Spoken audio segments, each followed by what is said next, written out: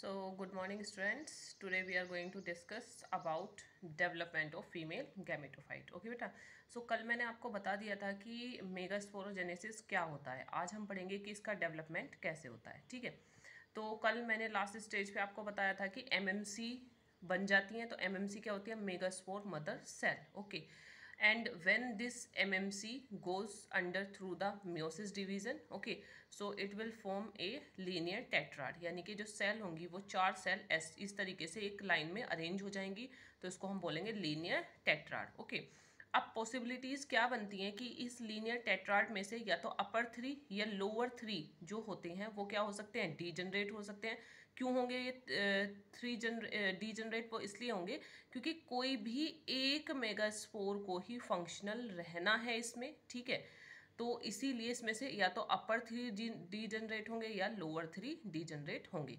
तो हमने देखा कि अपर थ्री सेल जो है वो डीजनरेट हो गई हैं. Only one cell is functional. Okay. अब ये क्या है? फंक्शनल मेगास्पोर है हमारा. तो फंक्शनल मेगास्पोर में क्या होगा? फर्स्ट माइटोसिस होगा बेटा. ठीक है. तो माइटोसिस में हमें पता है ना कि वन से टू सेल बन जाती हैं. ठीक है.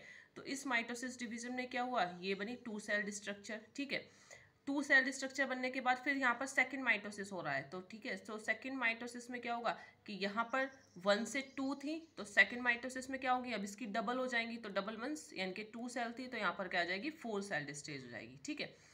उसके बाद क्या होगा कि थर्ड माइटोसिस डिवीजन होगा. तो थर्ड माइटोसिस डिवीजन में वही होगा. यहाँ पर फोर सेल स्ट्रक्चर है तो यहाँ पर क्या कौन सी स्टेज आएगी? एट सेल स्टेज आ जाएगी. ठीक है.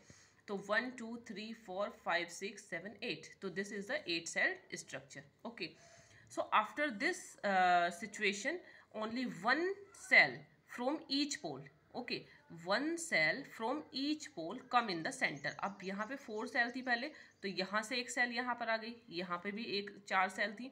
तो इसमें से भी क्या हुआ? एक सेल टूवर्ड्स द सेंटर आ गई. ओके. तो दोनों पोल की एक एक सेल जो है वो सेंटर में आ जाएगी. ओके. उसके बाद जो हमारी मेन स्ट्रक्चर बनती है वो बनती है हमारी ये वाली. तो जो अपर थ्री सेल थी उनको हम एंटीपोडल सेल बोलते हैं. जो पोल के जो सेंटर में थी. ठीक है. जो सेंटर में सेल थी वो सेकेंडरी सेल होती हैं. एंड जो लास्ट में होती हैं हमारी जो थ्री सेल थी उन्होंने क्या बनाया? बीच वाली ये होती है हमारी एग सेल. ठीक है. एग सेल के दोनों तरफ होते हैं सिनर्जिड्स. और इन सिनर्जिड्स के अंदर क्या होती है? फिंगर लाइक स्ट्रक्चर होती है. इनको बोलते हैं फिलीफॉर्म एपेरेटस. ओके बेटा. सो एंटीपोडल सेल कहाँ होती है? चलाजा एंड की तरफ होती है. ठीक है. तो अब एंटीपोडल सेल का वर्क क्या होता है? ये प्रोवाइड कराती है नरिशमेंट टू सेकेंडरी सेल. जो हमारी सेकेंडरी सेल है इसको एंटीपोडल सेल जो है वो नरिशमेंट प्रोवाइड कराएंगी. ओके. अब सेकेंडरी सेल का क्या रोल होता है? तो सेकेंडरी सेल जो होती है it take part in fertilisation. ये सेकेंडरी सेल टेक पार्ट करेगी किसमें? फर्टिलाइजेशन में. उसके बाद आता है हमारा कि ये एग सेल है. यहाँ पर मिडल में जो प्रेजेंट है वो एग सेल है.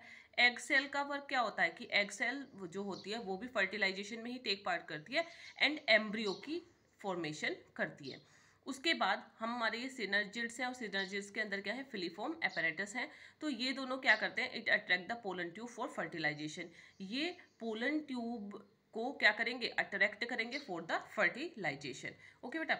And this structure is very very important structure. कभी कभी क्या होता है कि स्ट्रक्चर दे दी जाती है और उसकी नेमिंग के लिए बोला जाता है. तो ये कौन सी स्ट्रक्चर है? ये है हमारी 7 सेल्ड 8 न्यूक्लिएटेड स्ट्रक्चर. ओके बेटा. तो यहाँ पर क्या है? 7 सेल है और 8 न्यूक्लियस है. तो इसलिए इसको इस स्ट्रक्चर को बोला जाता है 7 सेल्ड 8 न्यूक्लिएटेड स्ट्रक्चर. ओके. अब इस तरीके के ओव्यूल को बोला जाता है पॉलीगोनम टाइप. ओके.